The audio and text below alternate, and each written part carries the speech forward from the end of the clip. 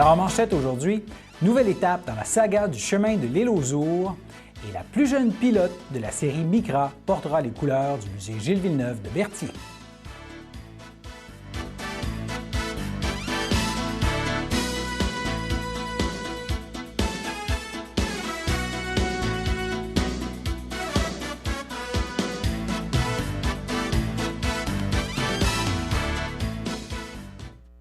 Alors bonjour mesdames, messieurs, mon nom est François Robert et bienvenue à votre bulletin d'information régionale du mercredi 10 mars.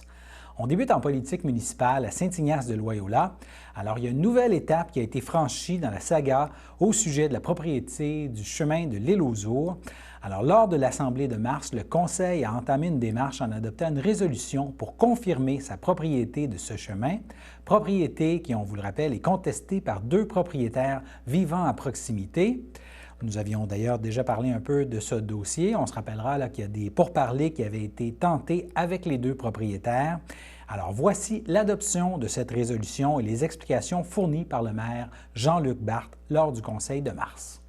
La tech, on peut s'en servir pour faire toutes les réparations qu'on a faites dans le système de pompage. Donc là, pour le mois prochain, là pour l'instant, on veut acheter de la boîte électrique tout de suite, puis parce que la température le permet, on va faire la fondation en ciment pour recevoir la boîte.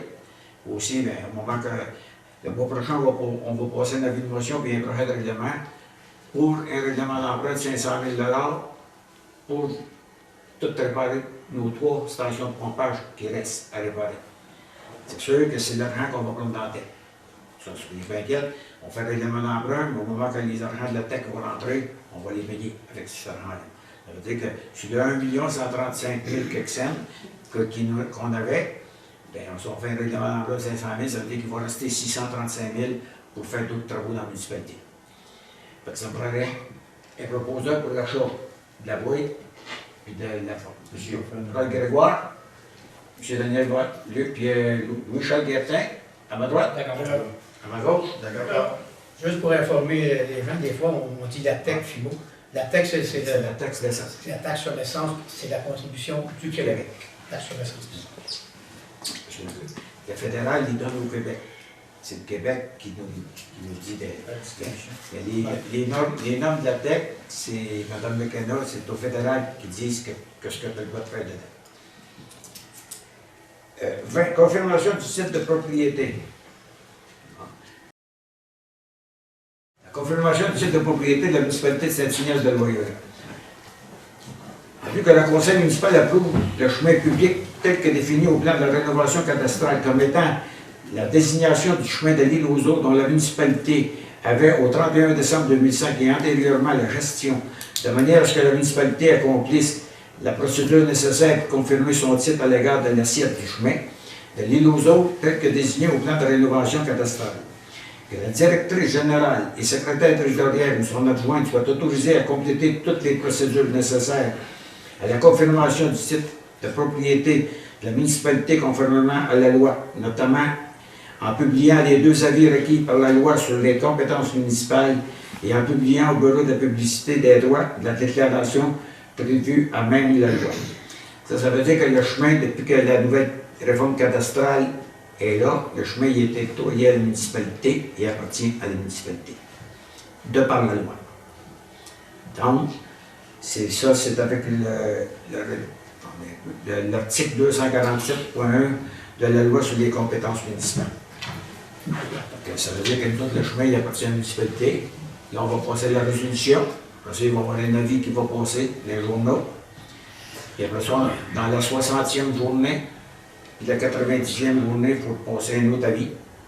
Après ça, les propriétaires qui sont là, s'ils veulent aller au tribunal administratif, ils ont 3 ans pour le faire.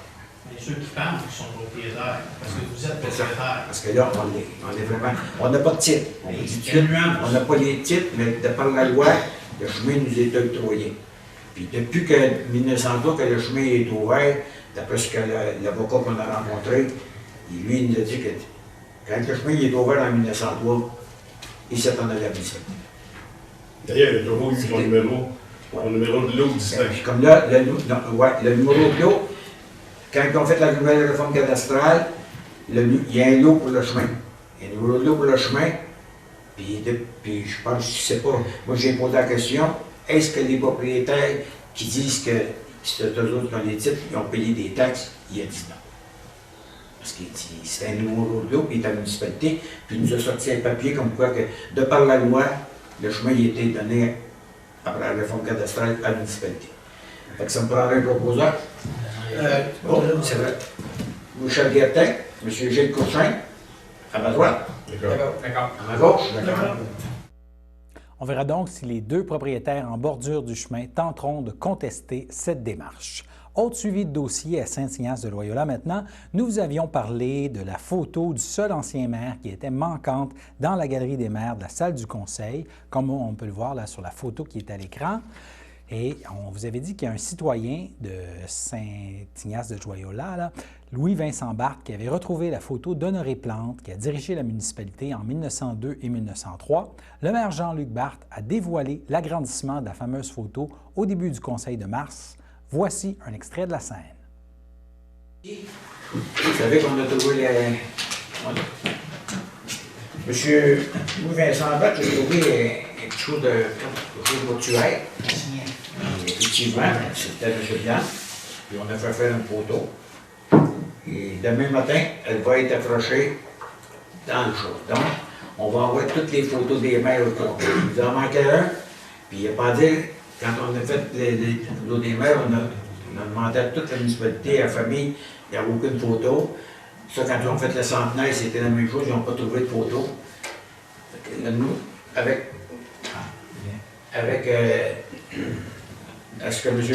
Louis-Vincent Barthes a trouvé, on l'a fait agrandir. C'est sûr que ce n'est pas parfait, mais au moins, on a la photo du maire de 1902-1903. Demain, elle va être à sa place. Félicitations. Oui.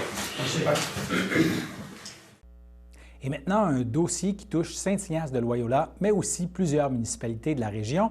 Les critères actuels fixés par le gouvernement fédéral pour obtenir du financement provenant de la taxe sur l'essence sont trop restrictifs, selon plusieurs élus municipaux de la région. Et le député de Berthier-Masquinongé à la Chambre des communes, Yves Perron, est en partie en croisade là, pour faire élargir ces critères. Le maire de Saint-Ignace-de-Loyola, Jean-Luc Barthes, remet en perspective cette démarche et espère qu'elle portera fruit. On peut l'écouter. Mais ça fait longtemps aussi que la FQM le demande. On le demande, puis moi, je me souviens, c'est il y a 2 ans, je pense que M. Champagne était venu à Berthier, à la Chambre de commerce, qui était chez M. Thériault. La question lui a été posée.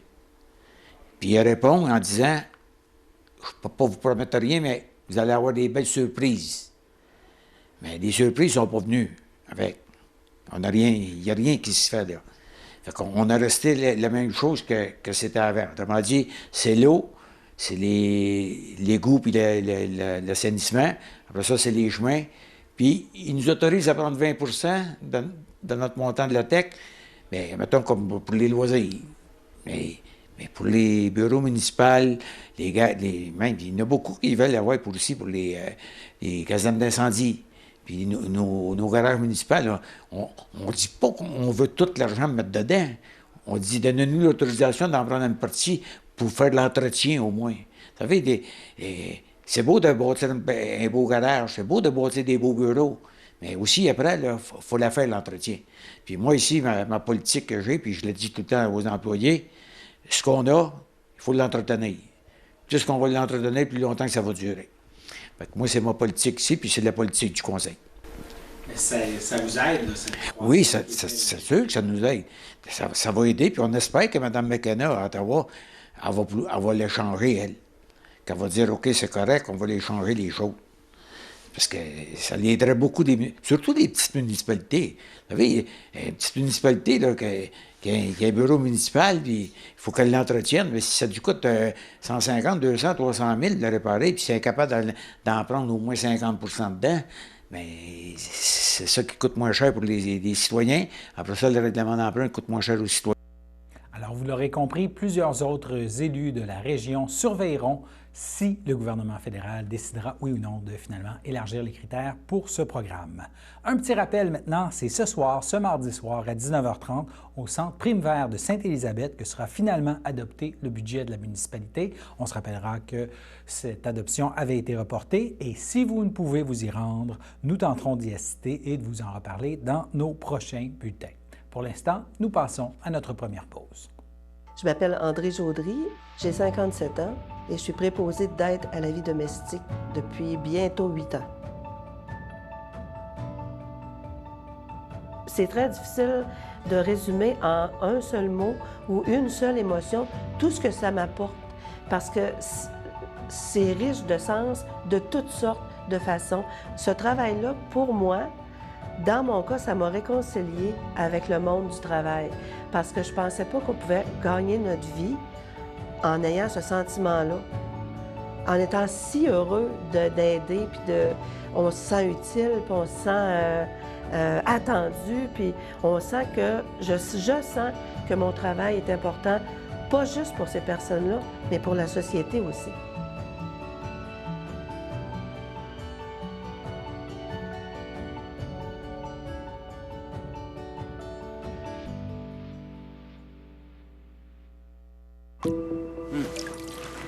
Oh, mon homme. Hey. Qu'est-ce que tu fais là? Oh. Ben non. Pourquoi t'as fait ça? Écoute-tu? Écoute! Calme-toi! Toi, calme-toi. Fais-tu exprès? Contre la violence conjugale, on doit tous intervenir. Le samedi matin, dès 9h30, nos téléspectateurs sont invités au Super Bingo télévisé diffusé de nos studios de Berthierville. Depuis maintenant une vingtaine d'années, plusieurs adeptes de la télévision régionale se sont partagés un montant de 600 $ disponible chaque semaine lors de cette joute de bingo télévisé. Un animateur et 3 bénévoles se succèdent à la caméra dans le but de vous faire passer une petite heure agréable et payante le samedi matin. On peut se procurer les cartes de jeu chez les dépositaires autorisés participants, c'est-à-dire à Berthierville, le dépanneur Formule 1 rue Gilles Villeneuve, le marché IGA Extra sur la rue Gabriel-Brissette, le marché Métro rue Notre-Dame, la pharmacie Proxime rue Frontenac, le garage Pétroté sur la rue Gilles Villeneuve et à Saint-Ignace de Loyola, le marché Aldo rang Saint-Michel, le dépanneur Le Magasin Esso sur le chemin de la Traverse.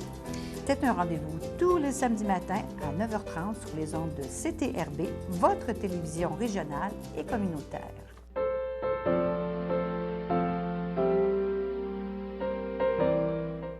Alors, au chapitre des anniversaires pour ce mardi 10 mars, la FADOC de l'Île-du-Pas souhaite un joyeux anniversaire à Caroline Drainville. Pour sa part, l'Association des personnes handicapées du secteur Berthier souligne l'anniversaire de Danny Pelletier. C'était les anniversaires du jour. Course automobile maintenant, la plus jeune pilote de la série Coupe Nissan Micra portera les couleurs du musée Gilles Villeneuve de Berthier. Il s'agit de Marie-Soleil Labelle, 16 ans. La jeune femme originaire de la région de l'Outaouais se montre fort déterminée. Alors, par ce partenariat, le musée Gilles Villeneuve entend appuyer Marie-Soleil de plusieurs façons, notamment au niveau de la promotion et des relations publiques. Et par voie de communiqué, le directeur général du musée, Alain Bellumeur, a indiqué « Toute l'équipe du musée Gilles Villeneuve est heureuse d'appuyer Marie-Soleil. L'un des objectifs du musée est justement d'être ce trait d'union entre les générations, celles qui ont connu et qui ont vu Gilles Villeneuve en piste et les plus jeunes qui en ont entendu parler. » À ce chapitre, Marie-Soleil devient notre ambassadrice, fin de la citation. Et durant le récent congé scolaire, Marie-Soleil et son père Maxime ont visité le musée Gilles Villeneuve. La jeune pilote souhaite contribuer à perpétuer le souvenir du champion. Elle a décidé que son casque rendrait hommage au pilote natif de Berthierville. La jeune fille a déclaré lors de la visite du musée « Mon pilote préféré est Gilles Villeneuve pour son intelligence en course, sa rapidité en piste et son incroyable maîtrise du volant. » Fin de la citation. Alors, la jeune pilote est aussi ambassadrice de la division Québec-Ouest pour l'organisme Rêve d'enfant et c'est 12 épreuves qui attendent la jeune pilote dans le cadre de la Coupe Nissan Micra au cours de la prochaine saison, dont une dans le cadre du Grand Prix de Formule 1 du Canada en juin et le Grand Prix de Trois-Rivières en août. Le directeur général du musée Gilles Villeneuve, Alain Bellimeur, est convaincu que sa jeune recrue l'aidera à faire mieux connaître Gilles Villeneuve par les jeunes de sa génération. Et maintenant, on passe à une petite nouvelle dans le domaine judiciaire. Il y a l'équipe d'enquête du poste de la MRC Matawini qui ont procédé hier à l'arrestation d'une personne en lien avec une série d'introductions par effraction et de vols survenus dans les dernières semaines dans les bureaux de poste dans les régions de Saint-Jean-de-Matha et de Saint-Michel-des-Saints. Alors, il y a un homme de 33 ans qui doit comparaître aujourd'hui au palais de justice de Joliette dans ce dossier. Il devrait faire face à des accusations d'introduction par effraction. Il y a une perquisition qui a également été effectuée par les policiers dans une résidence de la route 125 à Chersey et sur place, les policiers ont saisi des objets reliés au vol. Alors, l'enquête se poursuit et le suspect pourrait faire face à de nouvelles accusations. Et rappelons que toute information sur des actes criminels ou des événements suspects peut être communiquée à la Centrale de l'information criminelle de la Sûreté du Québec au 1-800-659-4264. Et maintenant, il y a ma collègue Danielle Yvon qui vous a préparé une petite capsule pour des suggestions culturelles pour les prochains jours. Merci François. Deux activités à faire demain, le 11 mars 2019. Dans un premier temps, le Ciné Blabla du Crapaud. Le Crapaud est situé à Saint-Jean-de-Matha. À compter de 19h15, on vous présentera le documentaire Amoureuse, réalisé par Louise Sigouin. Donc, pour la première fois, les moniales qui est de Berthierville, dans leur cloître, ont permis à Mme Sigouin de filmer tous les aspects de leur vie. Donc, c'était la seule communauté francophone de moniales dominicaines en Amérique du Nord depuis près d'un siècle et elles ont quitté le monastère en 2012. C'est un voyage spirituel au cœur de l'intimité du monastère qu'on vous invite à visionner. L'entrée est de 9 $ et de 7 $ pour les membres. Pour avoir plus d'informations, on peut rejoindre le Crapaud à Saint-Jean-de-Matha. C'est maintenant situé au 180 rue Sainte-Louise et par téléphone 450-886-1515. Une autre activité à faire demain, le mercredi 11 mars, et maintenant, c'est au Centre culturel Desjardins. Et c'est la 24e édition de la tournée québécoise du Festival de films de montagne de Banff, qui sera de passage à la salle Roland-Brunel de Joliette. Que l'on soit fanatique de plein air ou simplement envie de renouer avec la saison froide, le festival est l'occasion idéale de se ressourcer et de laisser inspirer pour vos prochaines aventures ou escapades hivernales. Donc, demain, au Centre culturel Desjardins de Joliette, à compter de 19h. C'était deux activités pour demain, la journée du 11 mars. Et maintenant, retournons à François. Merci beaucoup, Danielle. Alors, éducation maintenant, la transformation des commissions scolaires en centres de services se poursuit. On se rappellera que le gouvernement de la CAQ a adopté un projet de loi pour que les commissions scolaires se transforment en centres de services. Et comme le prévoit cette loi, la commission scolaire des Samars a procédé au découpage de son territoire en districts. Ce découpage-là, ça doit tenir en compte des éléments comme au moins une école dans chaque district, favoriser, si possible, une répartition équitable du nombre d'élèves dans chaque district et prise en compte d'autres facteurs là, comme les caractéristiques communes, les barrières physiques ou des limites des municipalités. Alors, il a été découpé en 5 districts et la plupart des écoles de notre territoire se retrouvent dans le district 5. C'est ainsi, par exemple, que l'école primaire de la Source à la Velleterie se retrouve dans le district 5, l'école de la Source d'Autrey à la Noret, l'école primaire de l'île de Saint-Ignace à Saint-Ignace de Loyola, la polyvalente secondaire Pierre de l'Estage à Berthierville et ainsi de suite. Alors, ça représente 4618 élèves qui se retrouvent dans le district numéro 2. On continuera bien sûr à suivre ce dossier. On passe maintenant à notre deuxième pause. Oh,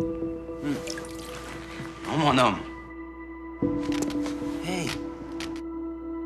Qu'est-ce que tu fais là? Oh. Ben non. Pourquoi t'as fait ça? Écoute-tu! Écoute! Calme-toi! Toi, calme-toi! T'as-tu exprès? Contre la violence conjugale, on doit tous intervenir. La Victoire de l'amour fête ses 25 ans et CTRB vous convie à un merveilleux spectacle auquel participeront des artistes comme Natacha Saint-Pierre, Mélissa Bédard, Sœur Angèle, Marcia Pilote et plusieurs autres artistes talentueux. Le tout aura lieu le 6 juin prochain en après-midi à la salle Maurice O'Brady de Sherbrooke. Le départ se fera en autocar de Berthierville à 9 h et le prix du billet est de 99 $, incluant un repas au buffet des continents.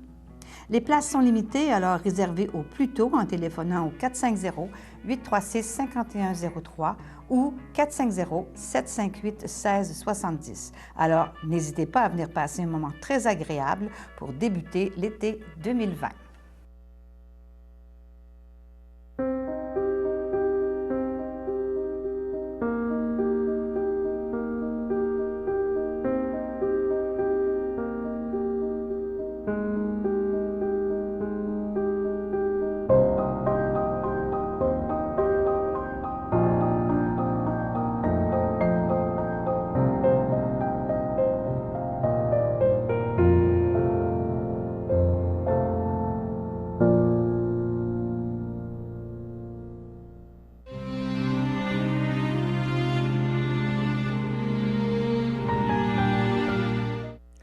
À son domicile, le 24 février, à l'âge de 64 ans, est décédée Mme Jocelyne Lassalle, épouse de Guy Lévy, demeurant à Joliette. Elle laisse dans le deuil, outre son épouse, ses enfants, José Pilon et son conjoint Stéphane Robillard, Ghislain Pilon et sa conjointe Mélanie Gervais, Mélanie Pilon et son conjoint Kevin Lane, Fanny Lévy et son conjoint François Robillard, Manuel Lévy et sa conjointe Emmanuela Robillard, ses petits-enfants Zoé et Zach Robillard, Charles, Mélodie, Guillaume et Marielle Pilon, ses arrière-petits-enfants Hugo et Amy Lane, Joémie, Olivier et Delphée Robillard, de même que ses frères et leurs conjointes, Charles Lassalle et sa conjointe Sonia Maric, Michel Lassalle et sa conjointe Martine Bellé, Robert Lassalle, Claude Lassalle et sa conjointe Sylvie Robillard, Mario Lassalle et sa conjointe Céline Grégo, de même que ses beaux-frères et sa belle-sœur, Mario, Sylvain, Alain et Guylaine Lévy, ses tantes et son oncle, ainsi que plusieurs neveux, nièces et autres parents et amis. La famille vous accueillera le samedi 14 mars dès 10h30 au complexe funéraire Efterio du 741 rue Notre-Dame à Berthierville et suivra une liturgie à la chapelle du complexe à 14h30. Au CHSLD Alphonse Rondeau de Lanoret, le 25 février, à l'âge de 86 ans, est décédée Mme Claire Denis, épouse de feu Guy Bocage, demeurant à Lanoret et native de Berthierville. Elle laisse dans le deuil ses enfants, Christiane Bocage, Carole Bocage et son conjoint Gaston Barrette, Gilles Bocage, de même que ses petits-enfants Frédéric et sa conjointe Joanie Laprade, Alexandre, Olivier et sa conjointe Sophie Gervais, de même que ses arrière-petits-fils, Samuel et Ludovic, son frère Bernard Denis et sa sœur Danielle Denis, ainsi que plusieurs neveux, nièces et autres parents et amis. La famille vous accueillera le samedi 21 mars dès 12h30 au complexe funéraire Efterio du 741 rue Notre-Dame à Berthierville. Suivra une liturgie à la chapelle du complexe funéraire à 14h30 et Mme Denis sera inhumée au cimetière de Berthierville. Au CHDL de Saint-Charles-Borromée, le 26 février, à l'âge de 82 ans, est décédé M. Pierre Turcotte, époux de feu Marie-Claire Garceau, demeurant à Sainte-Geneviève-de-Berthier. Il laisse dans le deuil ses fils, Daniel Turcotte et sa conjointe Mylène Latendresse, André Turcotte et sa conjointe Sylvie Farley, de même que ses 5 petits-enfants, Guillaume et sa conjointe Émilie Massé, Viviane, Myriam et son conjoint Charles Hubert, Sébastien et Maude, de même que ses 3 arrière-petits-enfants, Anna, Noélie et Louis. Laisse aussi dans le deuil son frère, ses sœurs, ses beaux-frères et belles-sœurs, Louis Turcotte, Lise Turcotte-Gauthier et son conjoint Gilles Désiel, Monique Turcotte et son conjoint André Couture, Raymond Poulain, feu Claire Turcotte, Diane Vincent, feu Gérard Turcotte, Colette Bergeron, feu Jean Turcotte, ainsi que plusieurs neveux, nièces et autres parents et amis. La famille vous accueillera parents et amis le samedi 14 mars dès 13h en l'église Sainte-Geneviève, où suivront les funérailles à 14h. et M. Turcotte sera inhumé au cimetière de Berthier à une date ultérieure. C'était les avis de décès pour aujourd'hui.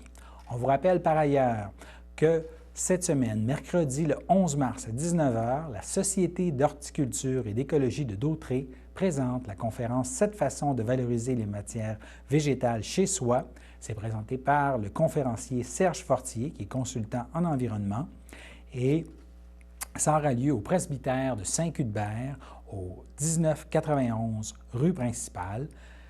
Pour les membres, ceux qui ont pris la carte de membre annuelle à 20 $, c'est inclus dans la carte de membre. Pour les non-membres, c'est 5 $ pour la conférence et vous pouvez obtenir plus d'informations auprès de Jocelyne au 514-718-1894. Je répète, 514-718-1894. C'est bien ça. On vous rappelle également que tous les mardis, au groupe d'entraide En toute amitié, vous avez le fameux déjeuner de l'amitié dans une ambiance amicale. Ça se passe au 190 rue Sainte-Foy à Berthierville. Et pour plus d'informations, vous pouvez téléphoner au 450-836-6966. Et le groupe d'entraide En toute amitié offre aussi un nouveau service pour les travailleurs à faible revenu, de l'aide alimentaire de soir. Alors, c'est les jeudis de 18 à 19 h, partons. Et pour les critères d'admissibilité, eh bien, il faut demeurer sur le territoire desservi par l'organisme, être un travailleur et être à faible revenu. Comment vous inscrire? Eh bien, vous devez fournir une preuve de résidence, une preuve de revenu et une preuve de travail. Vous devez rencontrer Christine Davio pour l'inscription avec tous vos documents. Pour plus d'informations, 450-836-6966, le poste 1, 450-836-6966, le poste 1. Et nous passons maintenant à la météo.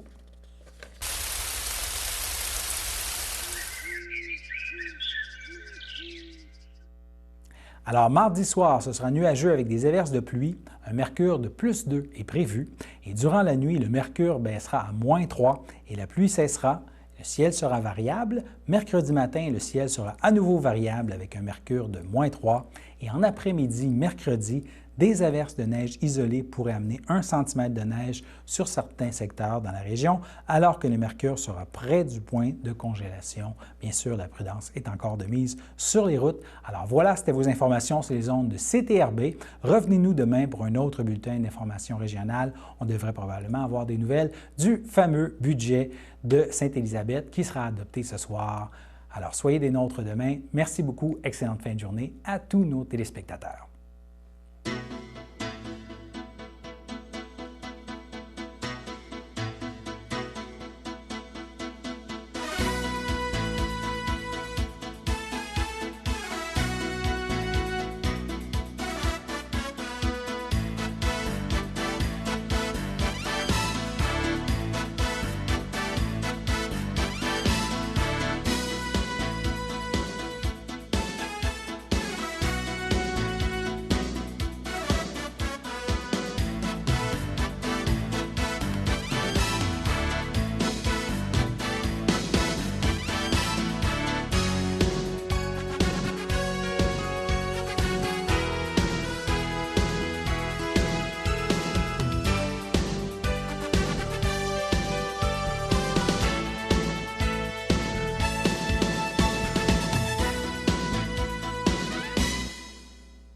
Sachez que vous pouvez nous faire part de vos commentaires, soit pour une annonce gratuite sur notre babillard ou toute autre suggestion en nous rejoignant par téléphone au 450-836-5103, 450-836-5103, ou bien par courriel tvcberthierville@hotmail.com, sur Facebook en écrivant Facebook CTRB.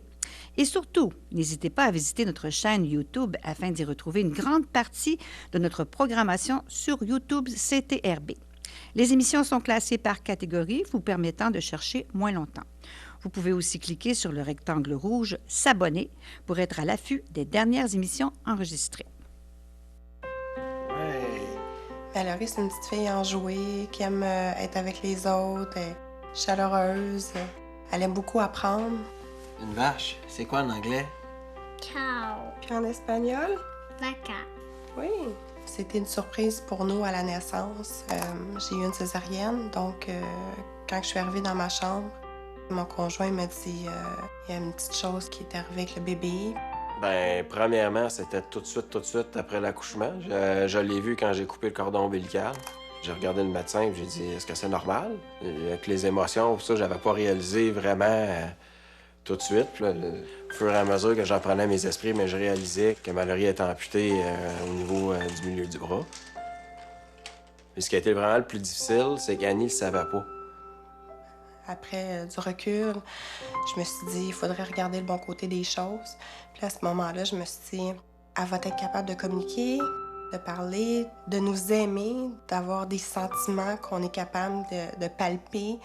C'est une amputation, oui, mais il y a plein d'autres côtés de sa